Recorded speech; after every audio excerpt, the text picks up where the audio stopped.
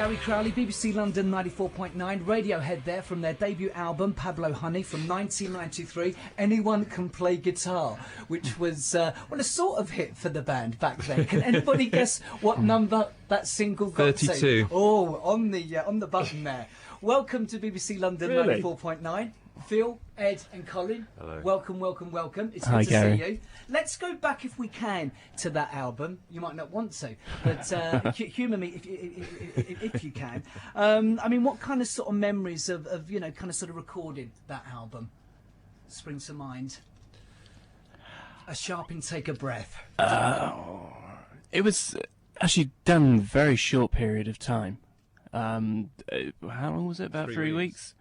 And it was there was a lot of pressure around it because. In what way? Well, our debut album going out on a major label, so I think there was quite a lot of expectation around it, and well, personally, from my point of view, I found it a nightmare recording it. Really, Right. I just froze really in the studio, so not great memories of it making it from that point of view, but at the same time, it was. As ever, it was a good collection of songs. Yeah. And does that also go for you two as well? I mean, what kind of band were you, around that sort of time? I mean, was there a sort of confidence there, a sort of brashness, or like Phil said, kind of nervousness? I think when we went into the studio, I think it took a lot of confidence. It took the stuffing out of us a bit, because I think before you go into the studio, you tend to think that you're the best band in the world. And then you go into the studio, and it's a very honest mirror to where you are, and it's like, oh well, that racket that you make in the rehearsal room doesn't actually translate so well onto tape. So it wasn't. It was. I mean, we were so young as well, and we had I don't remember it being a particularly happy time. I just remember it being sort of particularly hazy, really. Yeah. Well, we're going to talk about the new album, How to the Thief, which is out on Monday, June the 9th, a little bit later on. Of course, you were live here in London last weekend, 2 dates at the Shepherd's Bush Empire. How was it for you, Colin? It was great. We played 2 nights. We played Saturday and Sunday night, and on the Sunday night we had some MTV cameras which were dotted around the stage, which you couldn't see them too much, but I find it difficult to concentrate and get beyond them to see the crowd, which was sort of which was my problem, our problem, whatever. But then the lighting was different. That was interesting because the lighting guy had to change the lights because of the TV cameras, obviously. So all the colours and the bursts that coincide with the bursts of sound and stuff weren't there normally, so it sort of muted the thing for me. But it was a great weekend, and we've really loved these last shows. We've been doing Edinburgh, Belfast, and Manchester, and Dublin. So the band certainly enjoying playing live at the moment. Definitely. Yeah, despite the cameras being there last Sunday. Yeah. I mean, just out of interest, a question that I wanted to ask was, who's that picture of on Tom's stand-up piano? I was trying to... That is the king of comedy, Sid James. Is it Sid James? It is. What's the story with him being on the piano there? I have no idea, actually. Right, I'll have to ask I think Tom it was a that birthday card that came to Tom at some point, wasn't it? Yeah. Right. It's his birthday. Well, as I mentioned, I was there on the Sunday. There seemed to be a lot of family and sort of friends where I was sitting on Sunday. Was that true? I mean, out of interest, what did they sort of like make of the show on Sunday? They thought that the Saturday night show that they saw, they really enjoyed, but they thought we played better on Sunday, and it was a more sort of emotionally intense experience on Sunday. So there were sort of different qualities to both nights, Right. yeah. And what's their kind of sort of take, family and friends on what you do as well? I mean, what do they sort of, make of you guys, being in this sort of, rock and roll band and everything that goes with it? Ed? I think I think there's a kind of they can see it for how lucky we are when we might complain, oh, we're going away for, and they see, how, always joking with friends, they're going, oh, what are you up to? You're going off somewhere, But I think musically, I think the friends that I've got have just really, they say they really like what we do, but they do. There's a real, you play it to them and you don't hear anything for a while, and they come back and say, and they'll comment in terms of how it's part of, how does it fit in with the whole Radiohead scheme of things, that's sort of the musical journey or whatever, and it's good. It's but I think there's a nice kind of irreverence to it all Right. as well. You know, I think what's really nice about the last couple of years is that there's not this kind of, I think we had this kind of mystique about, and we kind of played up to that partly because of the insecurities and the uncomfortable nature that we found ourselves, the situations we found ourselves in. And it's you know, and I think what's really nice now is that we sort of quite openly take the piss out of ourselves and the situation, which is really healthy. Yeah, and going right back to the very beginning as well, you know, what was their kind of sort of reaction again to, you know, to you guys sort of wanting to make a go of being in a band as well? Was there kind of sort of support right from the very beginning, Phil? Yeah, I mean, I think people are inevitably a bit incredulous about it. I mean, it's what every teenage boy, probably a lot of teenage girls say as well. It's just like, oh, I'm going to be in a band and we're going to make it. So you don't believe it at the time, but people humoured us, and they still humour us. Yeah. Well, we'll talk some more. We're going to break for a track. This is the band's single, which was released on Monday. It was also the first track that you played on Sunday night as well, featuring your good self Ed on drums, along with Johnny as well. What made this song there right as a set opener?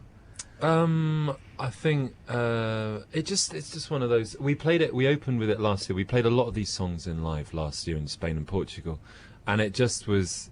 I think the first time people had seen us for a year with a bunch of new songs, and the fact that there were 3 people hitting some drums was kind of, okay, this is something different. It kind of opens you out to. It could either be Talking Heads, or it could be Thompson Twins. It's got a real groove to it, isn't it? Yeah, it is. It's funny. It's one of those things. It's like last year. It really was like, on a good day, it was, oh man, this is really cool. This is something different. On a bad day, it's like the Thompson Twins. It's like images of the Thompson Twins on top of the pop circuit. You know, like. They had their fine moments. Oh, they did. It's not fair. You're right, Phil. They weren't all bad. But you know, it's when they got to, what's that? Hold Me Now. That was appalling, wasn't it? They went all sort of MOR on us and stuff. So yeah. Well, hopefully that comparison or that picture that you had in your mind's eye isn't going to put people off. Let's hear it. The new single.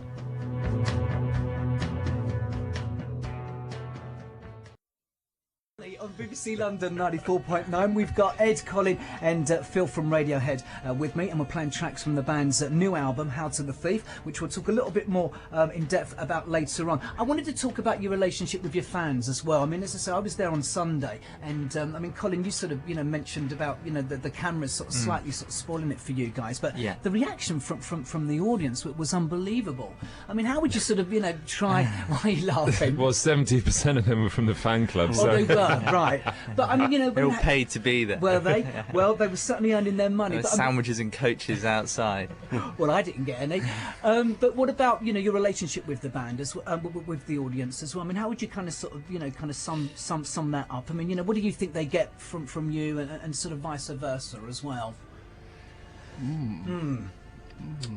mean, we are incredibly lucky with any audience that we have, really, because they're very open-minded. I mean, for instance, last summer when we went out and toured this new material, we were going out and playing sets which had like 8 new songs in a row that people had never heard of, but people took it all on board. So I mean, that gives us a lot of scope playing live, and also in terms of what we do in the studio, I think it's just like in some ways, one less thing to think about.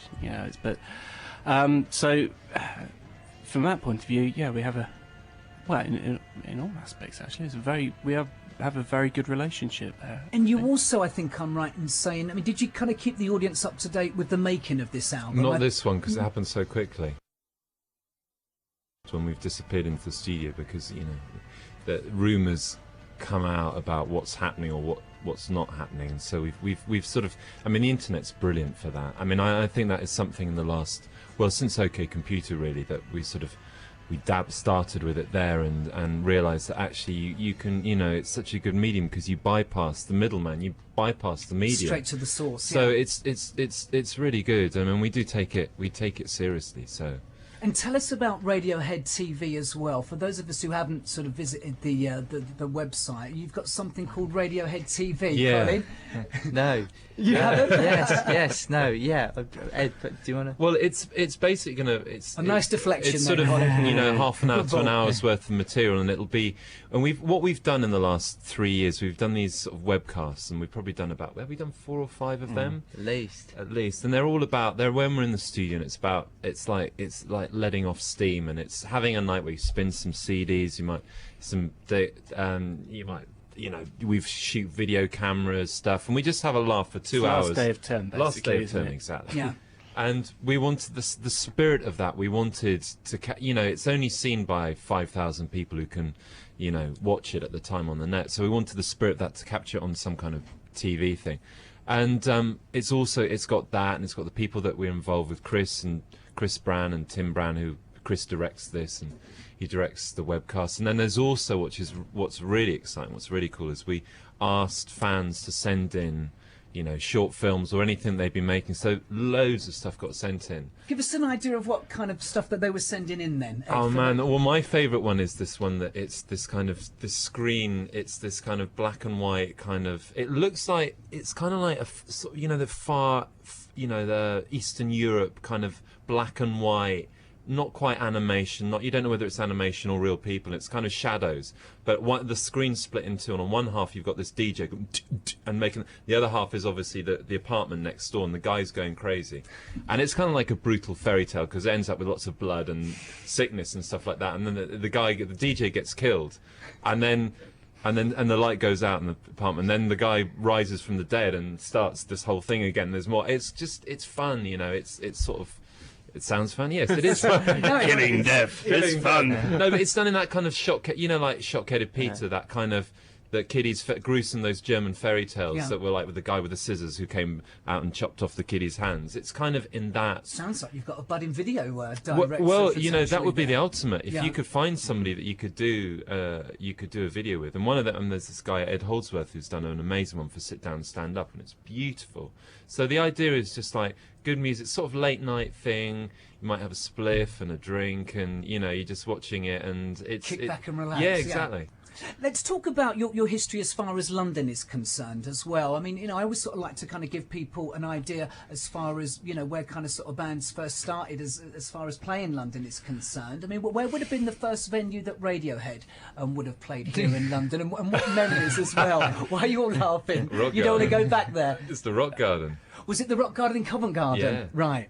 So take us back to that night. What kind of sort of memories of that evening? 1988. Really, we are going back. Yeah, we were a much bigger band then, weren't we? What, as far as size was concerned? I mean, what membership-wise? 8 of us. 8 of us. There was 8. Oh, right. What happened to the other 3? They all got proper lives and careers and families. And the only way we were on a 5-band bill. It was a pay-to-play night. It was really, pay wasn't to it? play, Yeah. and the only way we could get a sound check was if you paid for the video. They're bastards. All these, we arranged a coach load down at our It's a bit like expense. Shepherd's Bush, but only we were paying for everything. Yeah, and they No sandwiches. Yeah. they do screw you. They're like, what more do you want? And they said, do you want a sound check? Yeah, of course we want a sound check. Well, you have to pay for it. Well, how do we do that? Well, you have to get a video. So you end up shelling out all this catch, even though you've got all these punters, all your friends from Oxford down on a coach who were paying the £5 to get in. So they knew, Like to add at this point that all the videos have been lost in the story. They have. I mean, and how important was it for the band as well playing London? I mean, would it have been a sort of big deal kind of coming down and playing for the first time? Oh, Colin? very much. Yeah. Sorry, no, Phil. Sorry, Phil, no, Phil. Cosy, No, you go. Phil, no, you go. Yes, very much so. Colin. I think, there's this thing about London, because there's this black hole around London that is the home counties, like Guildford and places like that. So when you do tours of like England, you don't go to this because everyone goes to London and stuff. So you go to, and everyone always think they've got their arms. We played some of our favourite gigs. I remember we played Ulu Merger's Bar when we were doing work on the Bends. Do you remember that gig? That was an amazing show. I think we played some of our most crucial shows At the end of '93.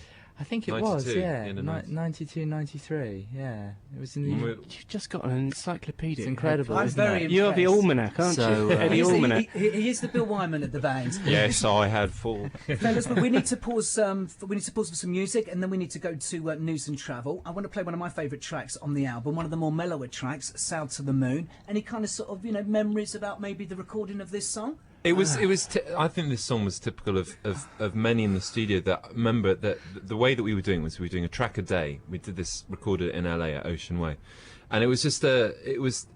I think what was great about this record is the confidence we had as a band going in there, going like, okay, we're just building up to the take, and it was all done very traditionally. 5 people in a room playing, and and this was indicative. It was just like getting into the right mood, and within about 2 hours, maybe like 8 playbacks or 8 run-throughs of it and record. We got the definitive take, and it's a very, very traditional way of recording. When you read your Elvis Presley books, that's the way that he made records. It goes way back, and it's all about getting into the right, the right frame mind, and also Tom's vocals. Like you're sort of kind of, as the rest of the band, I think you're following his vocals and you're hearing him, how he just sort of sits in there and he's getting into the right space for it.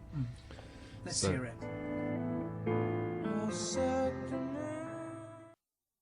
It's a Radiohead special. I hope you're enjoying the music and also the chat with Phil, Ed and Colin keeping me company. And from The Bends, from September of 1995. That was a single as well. Anyone remember what number that got to?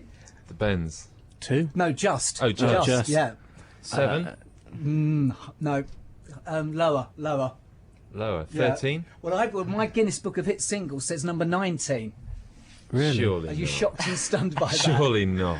I looked at I it thought this we were morning. strictly a top 10 band. So did I. Get out. Well, let's talk about that album as well. Kind of kind of good memories on the making of that one. I mean, Phil, you mentioned a little bit earlier on about Pablo Honey and not enjoying that experience. Had it begun to sort of get better with the Bends? Shaking of the head over there. I'd have to qualify anything I say about making, first 5 albums by saying, come album number 6, Hail to the Thief, really enjoyed that. And it kind of laid a lot of ghosts to rest, I think, doing that album, because I think most of our sessions have really been marked by this. I don't know. It's just really struggling with that whole process of recording and just trying to actually, know that we have this material there that's good and we, there is the ability there, but actually being able to translate that to actually a recording. It drew a blank with us for quite a long time, I think. Well, that's the sense. I mean, I think for the kind of like 50 minutes that make up the album, those were the moments during those sessions, inevitably, which actually came together. But around that, there was a lot of self-doubt about it, really. I think. Of course, it's an album though that's I guess a lot of people would say is one of the sort of seminal Radiohead albums as well. I mean, if you've been able to sort of stand back and sort of kind of be objective about it, I mean, why do you think it sort of struck a chord with people? Well, I listened to it the first time I think since we recorded it about a year ago, driving back from Oxford to London, and I was sort of struck by. I was struck by how much. The energy. The songs are really good, but the energy of the thing, and it's really it's quite punky. I think it's really spirited, and it was very much, it wasn't like anything at the time. I remember when we were recording that first session we did. We were in Rack Studios, '94, and Part Life had just come out by Blur, and I remember listening to that record thinking, geez, this is like such a slick, and I mean slick in a good way, a really, really polished, beautiful, accomplished pop record that has captured the zeitgeist. And there we were sort of, tearing our hair out, turning the guitars up, and this kind of, it is very... Were you on an exercise bike at some point? Yes, I was. And, well, I don't know if it was you, was it? Yeah, the one in the recording, but it was this whole thing of, it was the emotion. I think it was all, around that time, and it happened by sheer sort of you know, I think the emotion of it all really. And I think it's a really good record. I think, and because it was obviously, you look back and you go, oh, like, it was different from a lot of stuff that was out there. We weren't American yet, we weren't British. We sort of were kind of, you know, doing something quite different. But we did, you know, that was all we were possible. That's all we were capable of doing at the time. Now, the last time that we saw each other, I think was when you came in for Kid A, around the time of the release of Kid A. I mean, before we talk about, you know, the new album a little bit more in depth, how do you kind of sort of, you know, look back at those sort of 2 albums now as well? I mean, did they kind of sort of live up to any expectations that you may have had for them? I think in many ways Kid A is probably the best thing that we've ever done. And there's a purity to it there's kind of that because of the state of the band and where we were, we just made this record, and out of it came out the sound of, you know, the band at that time. I don't know about Amnesia, because I always tend to find the record, the one the penultimate record, that, you know, the one that you've last recorded is the one that you don't actually like that much. That's always the case. You need to take a bit of time to be objective about it. I mean, you know, Kid A, you know, very much a sort of, you know, different sounding album to the album before as well. I mean, what kind of sort of, you know, range of reactions did you get back from your fans as well? Can you kind of sort of remember those? I think on Kid A, I mean, I think that we had really good reactions back from Kid A, from people who understood it. And I mean, you know, what happens is that, you know, when you do an album like OK Computer, you suddenly sort of, you tap into that Q audience, whether you like it or not, you know, and part of those people they're people who buy 10 CDs a year. So obviously they weren't going to get Kid A, they weren't going to like it, because it's brilliant about where we got to and where we are, is that, you know, amongst our fans, or, you know, we were talking about earlier, there's a certain trust. There's a kind of, okay, you know, what might appear to be madness at the beginning, there is some method to it. You know, give it some listen. And it's like, what you have to do with probably every good record is you have to find the hour of the day. So, you know, you have to find out when it's relevant. Say the Bends might be like, I don't know, a Saturday night record before you're going out or whatever. And OK Computer's a warm summer's evening, like 10 o'clock. You know, and Kid A is like 4 o'clock in the morning. It's that after you've had the big night out or whatever, and you're still awake, and it's you know, the body, the metabolism slowed down and all that, and you might have had a couple of smokes too. You know, it's all that stuff. So, but people trust us now, because we're not going to release a record that is, you know, that's just, you know, trying to piss off people or trying to be anti-commercial. Whatever. That's, you know, why do that? Okay, let's pause for some music. This is the track that opens the album, the new album, How to the Thief, released on Monday, June the 9th, as I said. We'll talk some more after we hear 2 + 2 = 5. Equals 5, Radiohead. Well, 3 of them are my very special guests. We've got Ed, Colin and Phil here. You mentioned a little bit earlier on about some of the other albums, Ed, and saying, you know, the best time perhaps for people to sort of, you know, to hear them. How would you sort of describe How to the Thief? Where does this album find Radiohead then? We always thought it was a bit of a shiny pop record, Yeah. but that's in our own little world. I think you described, you know, this album, Ed. I mean, you were quoted as saying that this album, for you, the band have found their swagger. Can you elaborate on that for me? Well, I think in the last 2 years, what's happened is that going out and playing the songs from Kid A and Amnesia on the road, we're better musicians, and the joy of playing it, we're not uptight, so you're more relaxed, and in doing so, we you know, every band gets you know, if you're enjoying it and you get to, after a certain amount of time people playing together, you swagger, you know, there's an intuitive kind of groove or whatever, and what I think what we wanted to do was to capture that on record. We hadn't caught that on record. You know, Go to Sleep, that end section of Go to Sleep. I mean, as a band, I think we've never been able to make a recording like that. We've never been able to capture that because we hadn't played like that. But to actually capture on tape, it's kind of like emulating people that, you know, we looked up to, like the Stone Roses and stuff like that. That kind of groove and that kind of thing. And to get it on record, it's like, wow, we've done it. You know, we've done it. We've got it on record, because, you know, in 20 years' time, you know, that's the only way people are going to remember us. So Let's remind people how the kind of sort of process starts with you guys as far as recording is concerned. I mean, can you kind of sort of talk us through that? I mean, am I right in saying that, you know, Tom will kind of sort of come to you guys with some ideas for songs, and then, well, if you can sort of, you know, kind of pick up the ball there, what kind of sort of happens after that? Well, before we actually even started working on in rehearsals, I mean, as you say, yeah, Tom did come to us with a collection of songs. Stuff material from, you know, over a period of about 2 years really, and within that he'd left a lot of space within the arrangements, so very sparse arrangements, and so we were able to live with material for a little while and actually start getting ideas together.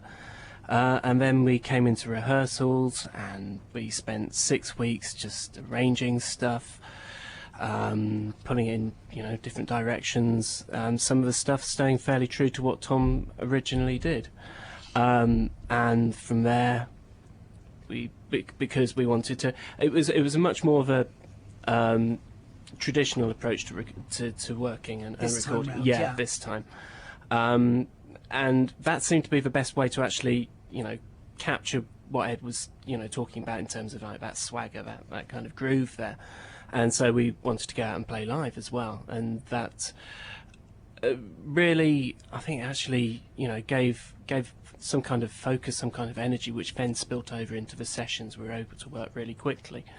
So yeah, we had a deadline for Christmas. This Christmas just gone, and we stuck to it, which for us is pretty good. Good going. I mean, you recorded the album, as you mentioned a little bit earlier on, Ed, at Ocean Way Studios in LA. I mean, I think you've recorded in Paris before, haven't you? But am I right in saying that there was initially a reluctance to go to LA to record? Well, Nigel Godrich, our producer, he wanted to take us to Ocean Way because he really loved the studio. It had some magic to it, and he'd recorded a Beck record, 2 Beck records there, hadn't he? And a Travis record, and it was a wonderful place to get sounds up quickly and capture a live performance. A group of people playing this huge 70s room with lino floor and mad angular sort of wooden shapes and control rooms sticking out, and Sinatra and Nat King Cole, Dean and Martin, also recorded that. all those Fantastic. people. We Are the World. Yeah, We Are the World. And, that was done there as well, and right? Lionel Hampton put like Nat King Cole in there after he discovered him in the club off Sunset and Vine in Amazing. the 50s and stuff. So it was an amazing place to go, and Nigel loved it, and we were up for some sunshine. Yeah, and I mean, did you sort of fall in love with it quite quickly as well? I mean, kind of sort of silly question, but as you know, as far as kind of sort of climate and you know, location, I mean, how important are they as to, you know, the overall sort of sound of a record? I think it's really important. I think, you know, you look at Kid A, we started off the sessions in Paris in January, then we went to Copenhagen in February. Wonderful. Yeah, Copenhagen, and it's got a real Northern European. It's very cold, and this record is, you know, you know, it's very simple. You put musicians or people in a band. They don't have to be musicians. You put them in the sunshine, and you know, and suddenly you feel better, and you're looser. You know, and that translates, and obviously in the way you play. And I think the whole LA thing, I mean, I think the reluctance initially was that, you know, there's a kind of been a sort of a love-hate thing with LA, and you kind of worry a bit that you know, you go out there for 2 weeks and you end up riding Harleys and growing your hair. Hanging out with the Eagles. Yeah, exactly. Yeah. But to go there and realise, you know, to use it for what it is and to dip into it, this mad city, and also it's very geared up to playing in a band. You know, you want something within half an hour, you've got it. Yeah. And what about that's not just the drugs. No, there are. If anyone, I was worried that might sound like, you know, no, it's musical equipment, right. not recreational. Okay. You dug yourself out that way. Yeah. What about the title of the album as well? You know, tell us about that. I mean, am I right in saying that was inspired by a book about George W.'s election victory in Florida? Am I right in saying that? How to the Well, Thief? it came. I mean, you know, this is the thing that we sort of, you know, it was in a Michael Moore book. That's right, but people kept on asking us, you know, saying, well, is this an anti George W album? You know, and we've been like, oh, well, you know, Radiohead do not pin all their colours to the same mast. This is not what we do. We're not single issue people. But I mean, the whole album title and, you know, a lot of the lyrics around it just alludes to the fact that, you know, the society, the world that we live in today, you know, a lot of fear of the future based on what's happening at the moment and what's happened in the, you know, not too distant past. So, and of course, you know, George W. is one of those who we should rightly fear, you know. So. Listen, thanks for coming in and, you know, giving us an idea about the making of the album. As I said, the album is How to the Thief. We're going to end with one of my other favourite songs on the album as well, the wonderfully titled A Punch Up at a Wedding. Tell us a little bit about this song, if anyone can, before we hear it. It's kind of the sort of more darkly humorous sides to the record, perhaps, and it's one of the ones we. It's like it's great. It's groovesome. It's groovesome, yeah. It's you know, it's just all of us in the room together bashing out a tune. Yeah. Okay. Listen, thanks for coming by. Charlie Gillett is on the way. This is Radiohead. Cheers, fellas. Thanks, Gary.